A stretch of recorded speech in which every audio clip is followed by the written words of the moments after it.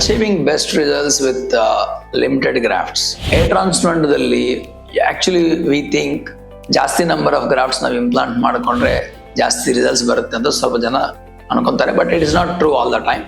Hair ಟ್ರಾನ್ಸ್ಪ್ಲಾಂಟೇಷನ್ದಲ್ಲಿ your results not only depends on the grafts number, it depends on how nicely we are using the grafts. ಅಂದ್ರೆ grafts ನಾವು ಯಾವ ತರ ನೀಟಾಗಿ utilise ಮಾಡ್ಕೊತಾ ಇದೀವಿ ಈ ಪೇಷಂಟ್ ದಲ್ಲಿ. ಯಾಕಂದ್ರೆ each patient baldness is differs, it not be same. ಒಬ್ಬೊಬ್ರದ್ದು ಒಂಥರ ಇರುತ್ತೆ. ಅವಾಗ ನಂಬರ್ ಆಫ್ ದ ಗ್ರಾಫ್ಟ್ಸ್ ಇಂದಾನೆ ಸುಮ್ಮನೆ ನಮ್ಗೆ ರಿಸಲ್ಟ್ಸ್ ಬರೋದಿಲ್ಲ.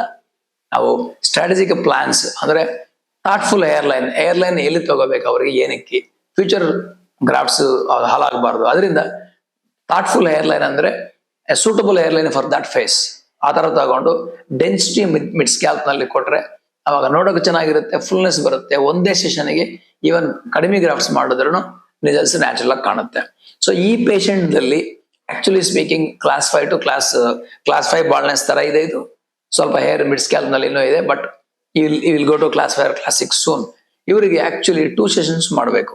ಬಟ್ ಇಲ್ಲಿ ಅವ್ರಿಗೆ ಟೈಮ್ ಕನ್ಸ್ಟ್ರೆಂಟ್ ಇಂದ ನಾವು 2 ಸೆಷನ್ಸ್ ಮಾಡೋಕೆ ಸಾಧ್ಯ ಆಗ್ಲಿಲ್ಲ.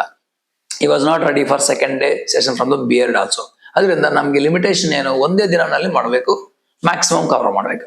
ಅವಾಗ ಪ್ಲಾನ್ ಆಕ್ಚುಲಿ ಎಲ್ಲ ಕಡೆ ನಾವು ಫ್ರಂಟ್ ಏರ್ಲೈನ್ ಮತ್ತೆ ಮಿಡ್ ಸ್ಕ್ಯಾಲ್ಪ್ ಮತ್ತೆ ಕ್ರೌನ್ ನಲ್ಲಿ ಎಲ್ಲ ಕಡೆ 3.5 to 4,000 ಗ್ರಾಫ್ಟ್ಸ್ ಇಂಪ್ಲಾಂಟ್ ಮಾಡಿದ್ರೆ ಡೆನ್ಸಿಟಿ ಬಹಳ ಥಿನ್ ಆಗ್ತದೆ, ಅವರಿಗೆ ರಿಸಲ್ಟ್ಸ್ ಬರೋದಿಲ್ಲ.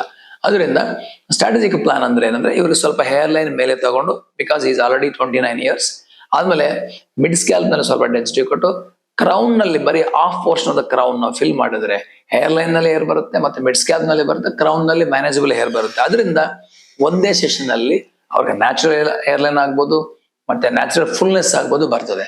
ಸೊ ಅದೇ ತರ ನಾವು ಇವರಿಗೆ ಪ್ಲಾನ್ ಎಕ್ಸಿಕ್ಯೂಟ್ ಮಾಡಿದ್ವಿ.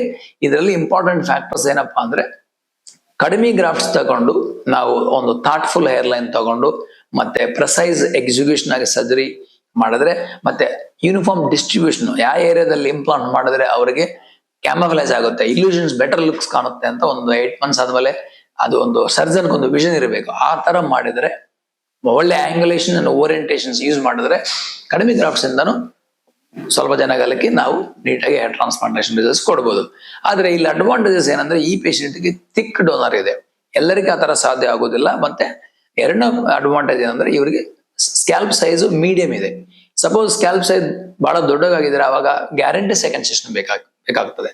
ಈ ಪೇಷಂಟ್ ನಲ್ಲಿ ಸೆಕೆಂಡ್ ಸೆಷನ್ ಫ್ಯೂಚರ್ ನಲ್ಲಿ ಬೇಕಾಗ್ಬೋದು, ಯಾಕಂದ್ರೆ ಕ್ರೌನ್ ನಲ್ಲಿ ಆಲ್ರೆಡಿ ಥಿನ್ನಿಂಗ್ ಆಗ್ತಾ ಇದೆ. ಫ್ಯೂಚರ್ ಹೇರ್ ಫಾಲ್ ಆದ್ರೆ ಸೆಕೆಂಡ್ ಸೆಷನ್ ಬಂದು ಡೆನ್ಸಿಟಿ ಮಾಡ್ಬೋದು. ಬಟ್ ಟೈಮ್ ಬೀಯಿಂಗ್ ಇವರಿಗೆ 1 ಸೆಷನ್ ಇಂದಾನೆ ಇವನ್ ಟೆಂಪಲ್ ಆಂಗಲ್ ನಲ್ಲಿ ಸ್ವಲ್ಪ ಗ್ರಾಫ್ಟ್ಸ್ ಇಂಪ್ಲಾಂಟ್ ಮಾಡಿದೀವಿ.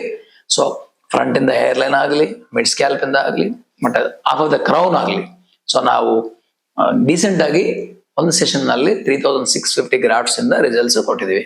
ಸೊ ಅದರಿಂದ choosing A best surgeon who has artistic and aesthetic sense, ಅಂದ್ರೆ ನಾಟ್ ಓನ್ಲಿ ಸರ್ಜರಿ, ಸ್ವಲ್ಪ ನಿಮ್ ಸರ್ಜನ್ಗೆ ಕಲಾತ್ಮಕವಾಗಿ ಸ್ವಲ್ಪ ಆರ್ಟಿಸ್ಟಿಕ್ ಡಿಸೈನ್ ಮಾಡೋದು ಬರಬೇಕಾಗುತ್ತದೆ. ಇಲ್ಲಾಂದ್ರೆ ಅವರಿಗೆ the way surgeon looks at your face, facial profiles ಆಗಿ ಯಾವ ತರ ಥಾಟ್ಫುಲ್ ಏರ್ಲೈನ್ ನಿಮ್ಗೆ ಸೂಟಬಲ್ ಆಗ್ತದೆ ಅಂತ ಸರ್ಜನ್ ಗೊತ್ತಾಗಿರ್ಬೇಕು.